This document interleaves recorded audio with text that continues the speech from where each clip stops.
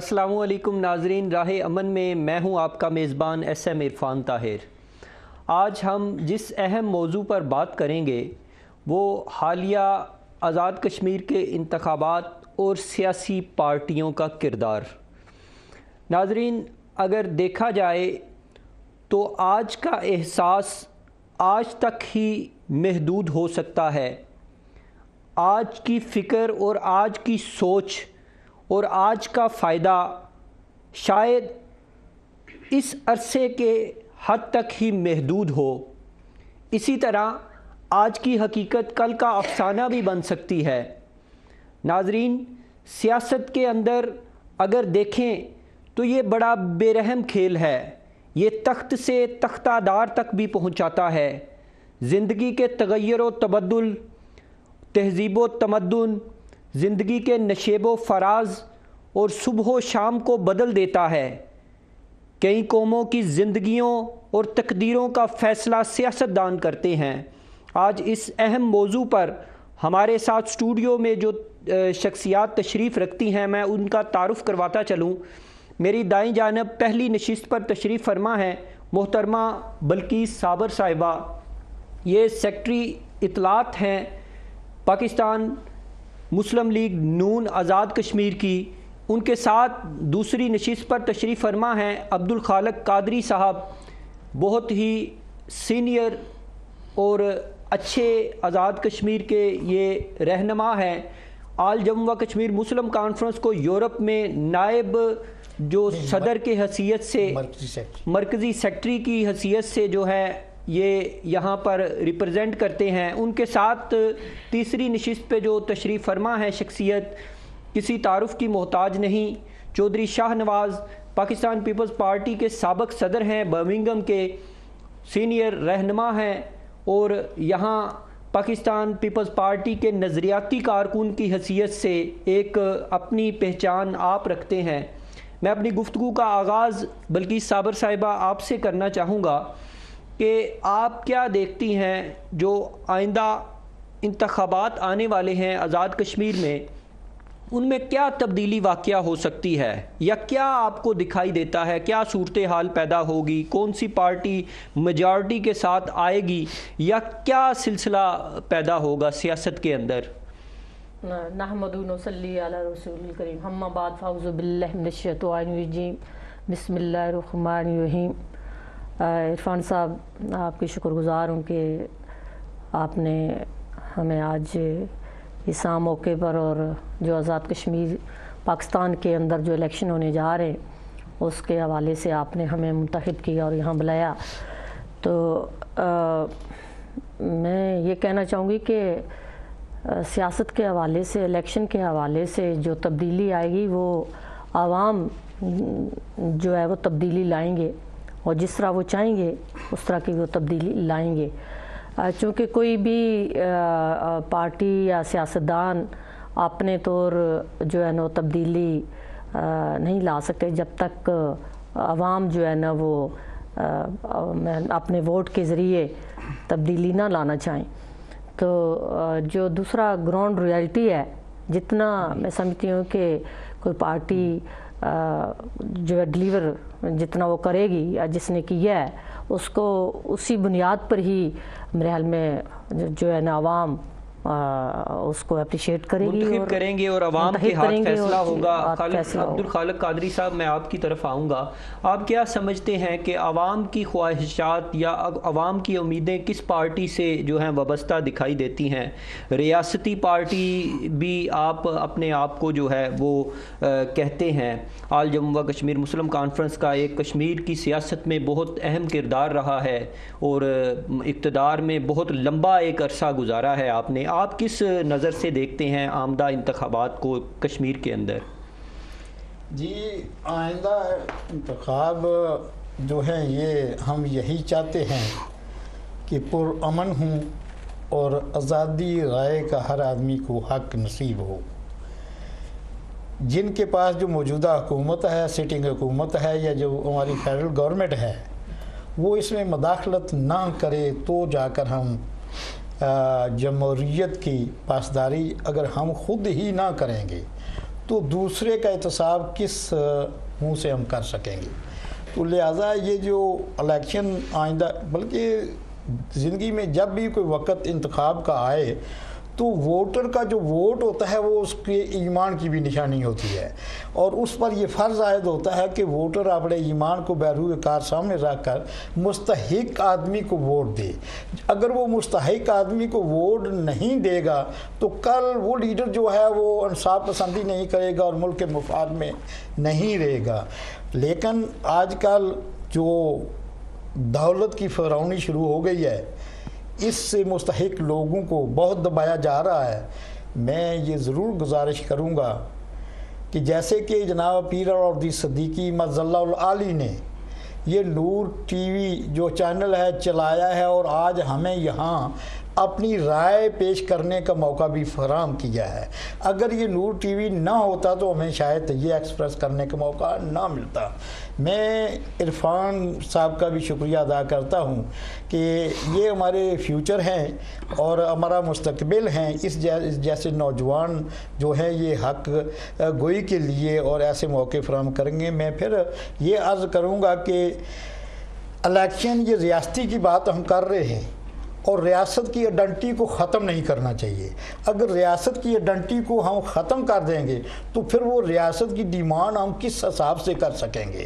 تو یہ جو پے در پہ بے شمار، میں اس چیز میں نہیں جاننا چاہتا، چونکہ سردار ابراہیم صاحب بھی مسلم کانفرنس کو چھوڑ کر کے آزاد مسلم کانفرنس بنی، اس کے بعد 70 میں پیپلز پارٹی بنی، پھر لبریشن لیگ 63 میں بنی، وہ پھر جناب 75 والے الیکشن میں سم اپ ہو گئی پیپلز پارٹی میں۔ یہ ساری چیزیں ذاتیات کے لیے ہیں، وہ قوم اور ملک کے لیے نہیں ہیں۔ ان چیزوں سے ہمیں مبرہ رہنا چاہیے اور اپنی نسل کے لیے صحیح ترجمانی۔ چودھری شاہ نواز صاحب، میں آپ کی طرف آؤں گا کہ آپ کیا کس تناظر میں دیکھتے ہیں؟ اگر ماضی کو بھی ہم دیکھیں تو جو وفاقی حکومت ہوتی ہے اس کا کشمیر کے اندر کیا عمل دخل ہوتا ہے حکومت بنانے میں یا گرانے میں، یا آمدہ جو انتخابات ہے اس میں پاکستان پیپلز پارٹی جو ہے ابھی موجودہ حکومت میں ہے، آزاد کشمیر کے ایوان میں ہے، تو وہ کیا سمجھتے ہیں کہ پاکستان مسلم لیگ نون یا کوئی دوسری پارٹی جو پاور میں ہے پاکستان کے اندر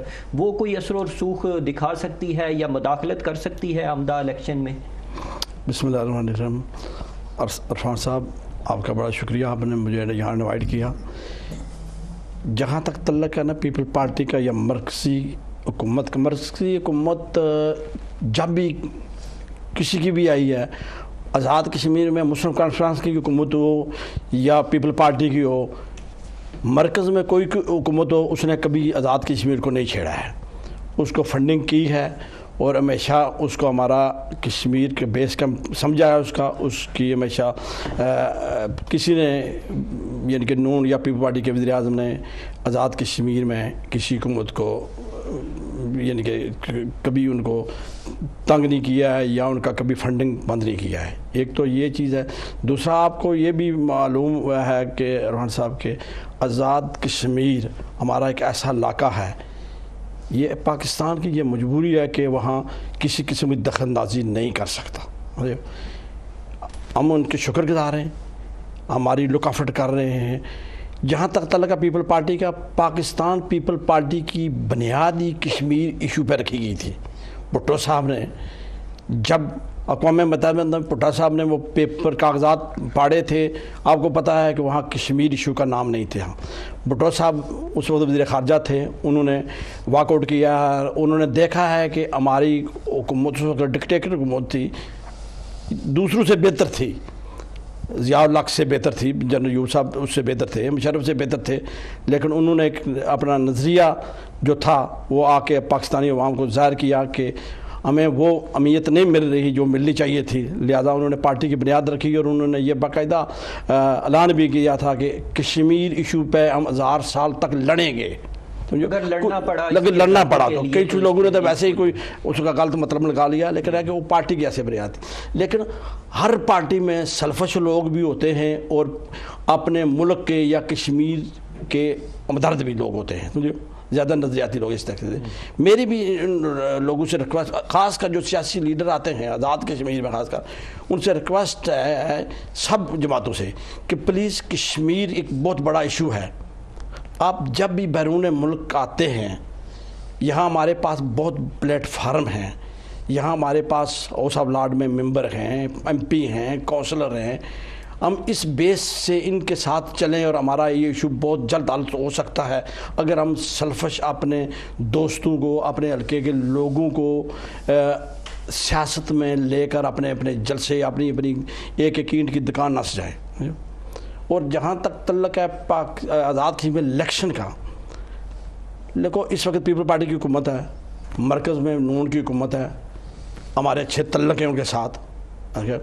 چونجی صاحب کے کچھ لوگوں نے 2-3 دفعہ کوشش کی ہے کہ اعتماد کرانے کی، لیکن مرکزی حکومت کے ہم شکر گزار ہیں، خاص کر میاں نواز شریف کے کہ انہوں نے، لیکن وہاں اگر دیکھا جائے تو پرائم منسٹر کا جو ہے تنازع بھی چل رہا ہے وزیر امور کشمیر کے ساتھ۔ پارلیمنٹ کے بعد باقاعدہ احتجاج کیے گئے، انہوں نے جو ہے بڑا بیہودہ سا لفظ بھی بولا پہاڑی بکرے کا وزیر اعظم کے لیے۔ میں سمجھتا ہوں کہ پورے کشمیری جو کمیونٹی ہے اس کا ایک وقار مجروح ہوا، بہت بڑا۔ تو اس پہ آپ کیا کہنا چاہیں گے؟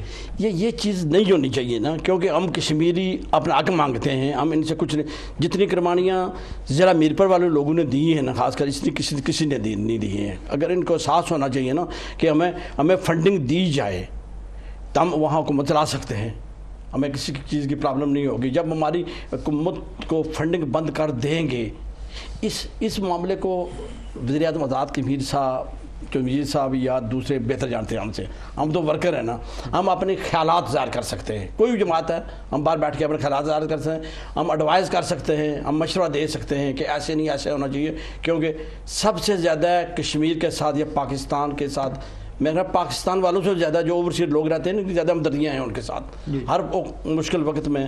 لیکن جو بیس کیمپ میں لوگ ہیں، ایوان اقتدار میں بیٹھے ہیں، ان کو بھی اپنا عملی کردار جو ہے وہ ادا کرنا چاہیے۔ میں آپ بیس کیمپ کی کیونکہ بہت اہمیت ہے، جس طرح چودھری صاحب نے کہا، میں آپ سے یہ پوچھنا چاہوں گا کہ مرکز میں آپ وفاق کی جو پاکستان کی جو اسلامی جمہوریہ حکومت ہوتی ہے وہ بڑا کردار ادا کرتی ہے کشمیر کے حوالے سے، تحریک کے حوالے سے، تو آپ کیا یعنی سمجھتی ہیں کہ ابھی تک پاکستان مسلم لیگ نون جو ہے وہ کس نہج پہ چل رہی ہے، یا مسئلہ کشمیر کے حل کے لیے، سلوشن کے لیے کیا اقدامات اٹھائے جا رہے ہیں؟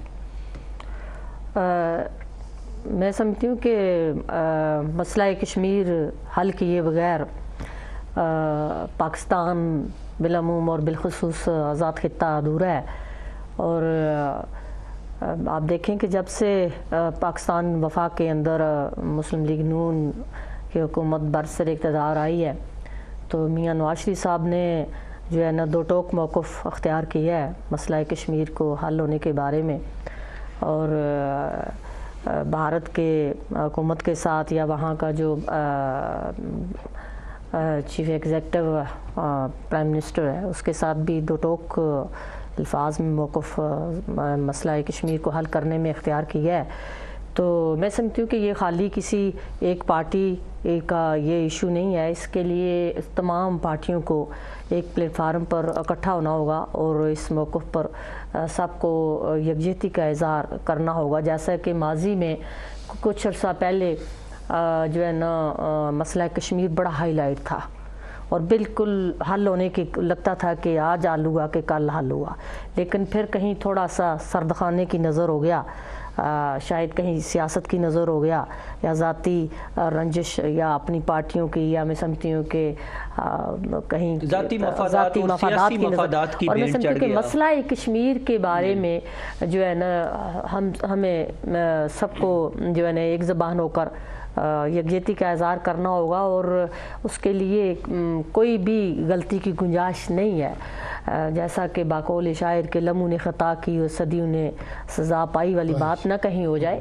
اور ہمیں میں یہ کہوں گی کہ پاکستان آزاد کشمیر کے اندر بھی ہمیں پارٹی سیاست کھیلنا نہیں ہوگا، ہمیں ایک قوم بننا ہوگا، ہمارا ایک نظریہ ہونا چاہیے، اور وہ کیا ہونا چاہیے، پاکستان کے اندر جو ہے نا تعمیر و ترقی، پاکستان کے عوام کے جو بنیادی حقوق ہیں ان کو ہم کیا ڈیلیور کر پاتے ہیں، کیسے ڈیلیور کرنا ہے۔ اور چونکہ پلوں کے نیچے سے کافی پانی بہہ چکا ہے، اور جتنے ہمارے میں سمجھتی ہوں کہ میجارٹی میں جن لوگوں نے بہت خاک چھانی ہے सियासत के अंदर, पार्टियों के अंदर बहुत खून जिगर अपना जो है ना वो लगाया है और बहुत अपनी मैं समझती हूँ कुर्बानियाँ दी हैं।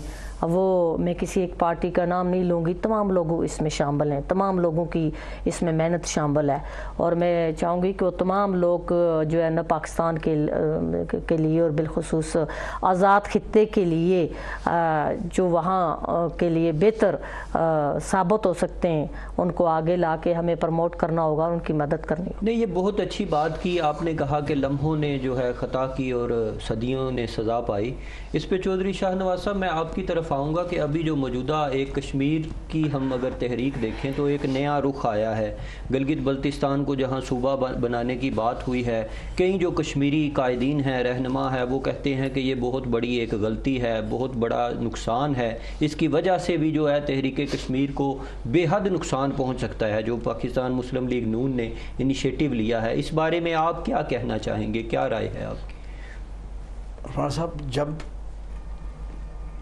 गिलगित बल्तिस्तान को सूबा बनाने की कोशिश की गई है तो कश्मीरी जमातों का हक बनता था पहले कि इताद करके इसके ख़िलाफ़ एहतजाज करती, फिर हम ओवरसीज यूके वाले भी या दूसरे मुल्कों वाले भी हम इस एहतजाज में शामिल होते। बहुत असर है यूके में ख़ासकर इन चीज़ों का। जी जी। लेकिन वो किसने इसको दबा है ये तो अल्लाह बेहतर जानता है या वो हुक्मरान जानते होंगे कि ऐसा क्यों हुआ है, क्योंकि गिलगित बल्तिस्तान जो है ना वो कश्मीर का हिस्सा है।